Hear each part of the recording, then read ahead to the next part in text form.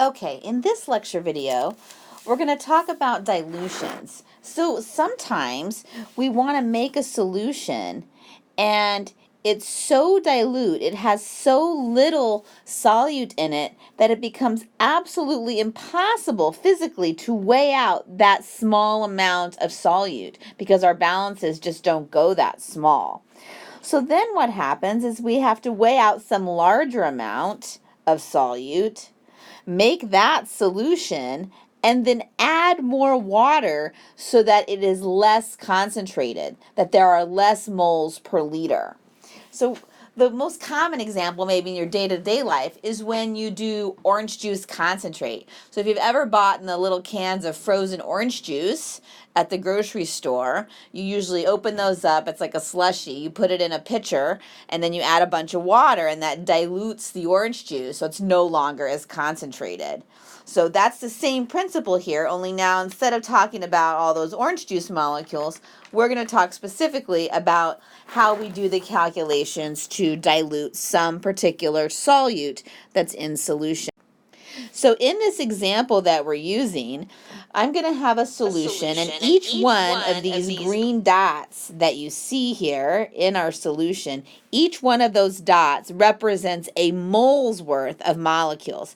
I mean, obviously I can't draw out, even 1 mole because that's 6.022 times 10 to the 23rd dots. So I'm just going to use one big dot for every mole of molecules that I have.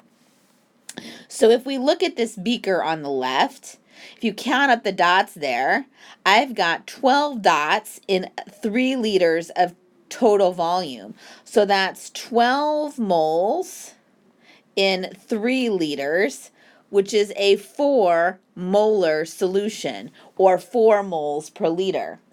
If we look at the dots on the right, this particular solution has 4 moles in 2 liters. It is a 2 molar solution.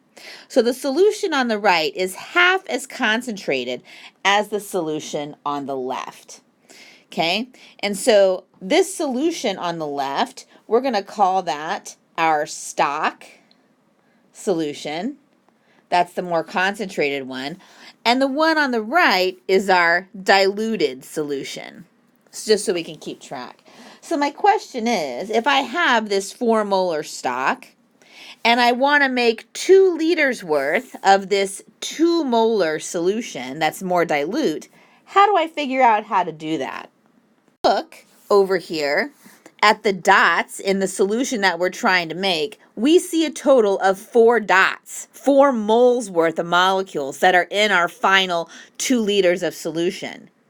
So if you look over here on our stock solution, you could probably see that to get those 4 dots from the solution on the left to the solution on the right, we would need to transfer 1 liter of the stock into a new beaker. So once we have that 1 liter of 4 molar stock in its own beaker, then we would add water until we were at the 2 liter mark, and now the new concentration of the diluted solution is 2 molar. So in this case, we're able to look at it pictorially, but a lot of times we're going to have a word problem where we want to be able to do it mathematically because the numbers won't be quite so clear-cut. To do that, we need our equation, and the equation we're going to use is C1V1 equals C2V2. And in this equation, C stands for concentration, which in our case, we're going to be working primarily in molarity.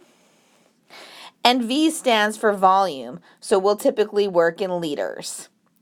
And the way you look at this equation is on the left side, we're talking about the concentration and the volume of the stock solution.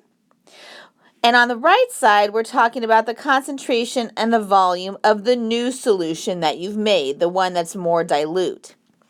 So in this case, in the sample problem we just looked at, the concentration of the stock solution was 4 molar, and the volume of that stock solution that we used in our dilution was 1 liter.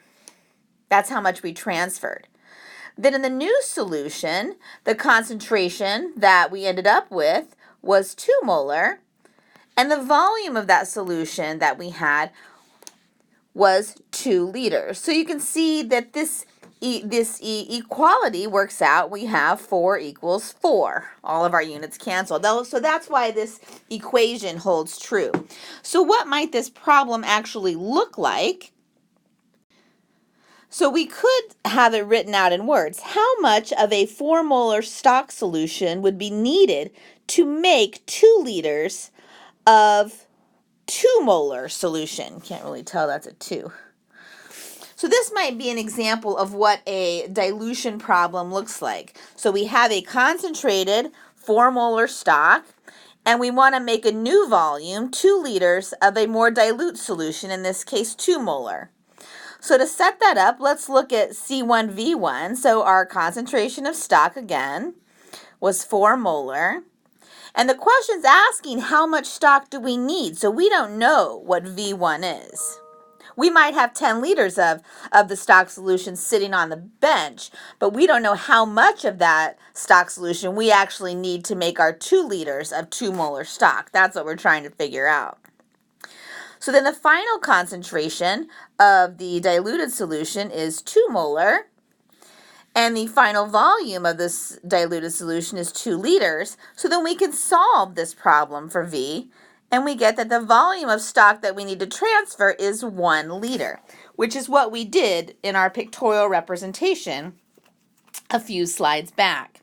So when you have this equation, C1V1 equals C2V2, we know that given any 3 of these variables, you can solve for the 4th.